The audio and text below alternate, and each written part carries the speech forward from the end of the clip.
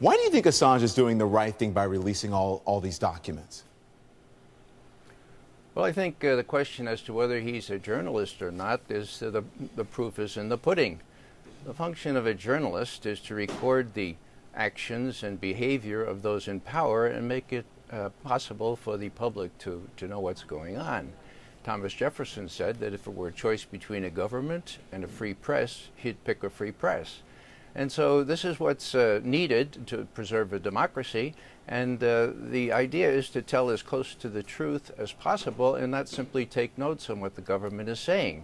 That's what Julian Assange and Wikileaks have done, to the embarrassment of the government, because a lot of their dealings are kept in secret and need not be kept in secret. So you don't like the label, you don't like the way he's been labeled a terrorist or a hacker. You actually do think that he is a journalist. I want to get that correct. You think he's a journalist?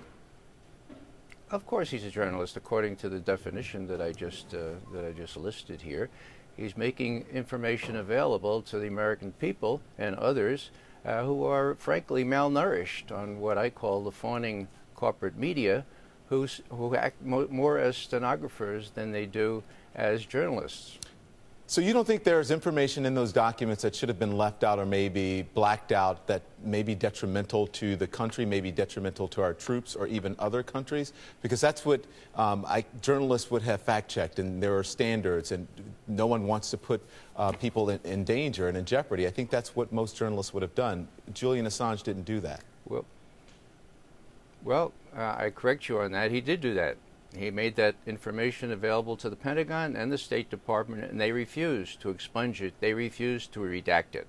Now, what has been released? It is a canard. It is a red herring to suggest that lives have been put in danger. The only lives that have been put in danger are the troops that we sent over to Iraq and Afghanistan under false pretenses.